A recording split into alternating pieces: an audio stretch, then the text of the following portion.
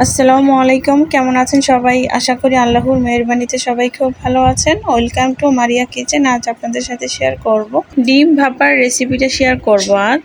এরকম একটা ডিম ভাপা হলে কিন্তু আর অন্য কোনো কিছুর প্রয়োজন হয় না। তো চলুন আজকের রেসিপিটা শুরু করা যাক। তো এর জন্য আমি ছোট একটি বাটিতে নিয়ে নিচ্ছি 1.5 চামচ পরিমাণ পোস্তদানা। সেই সাথে নিয়ে নিলাম 4-5টির মতন কাঁচামরিচ। এখন এই পোস্তদানা আর কাঁচামরিচ শিলপাটায় আমি খুব ভালো করে বেটে নেব। এখানে আমি 4টা সিদ্ধ ডিম নিয়েছি আর ডিমগুলোকে আমি মাঝখান থেকে এইভাবে একটু কেটে নিয়েছি। এখন আমি এখানে সামান্য পরিমাণ হলুদ আর লবণ দিয়ে ডিমটাকে একটু মেখে নিচ্ছি।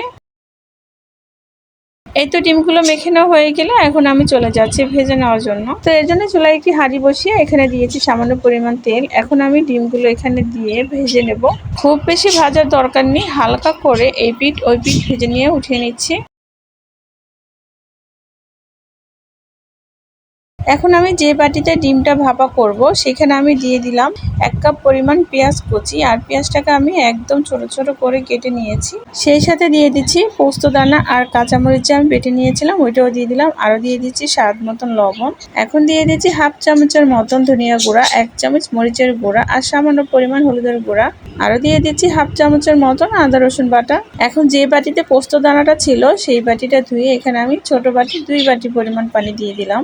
সবকিছু দেওয়া হয়ে গেলে চামচ দিয়ে খুব ভালো করে মিশিয়ে নিচ্ছি।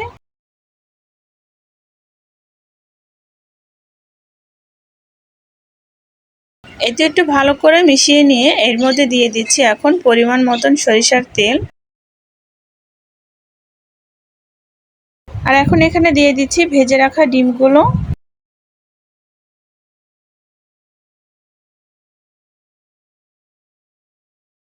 ডিমটা দিয়ে আমি এর উপরে দিয়ে দিচ্ছি আরও 4-5টির মতন কাঁচামরিচ। আর কাঁচামরিচগুলোকে কিন্তু আমি একটু কেটে নিয়েছি। এখন বাটির ঢাকনাটা লাগিয়ে দেব। তো ডিমটা ভাপা করার জন্য চুলায় একটি হাঁড়ি বসিয়ে এখানে আমি দিয়েছি সামান্য পরিমাণ পানি। পানিটা যখন হালকা গরম হয়ে আসবে তখন আমি এখানে এই ডিম ভাপার বাটিটা বসিয়ে দেব। খেয়াল রাখবেন পানিটা যেন ফুটে এই ডিম ভাপার ভিতরে ঢুকে না যায়।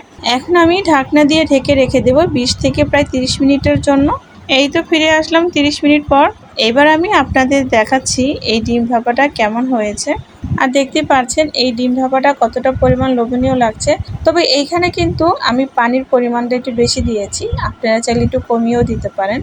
এমন একটি ডিম ভাপা হলে কিন্তু গরম ভাতের সাথে আর কিছুই লাগে না। তো আমার আজকের রেসিপিটা ছিল এই পর্যন্তই। ভিডিওটা ভালো লাগলে লাইক অ্যান্ড সাবস্ক্রাইব করে দিবেন। আল্লাহ হাফেজ।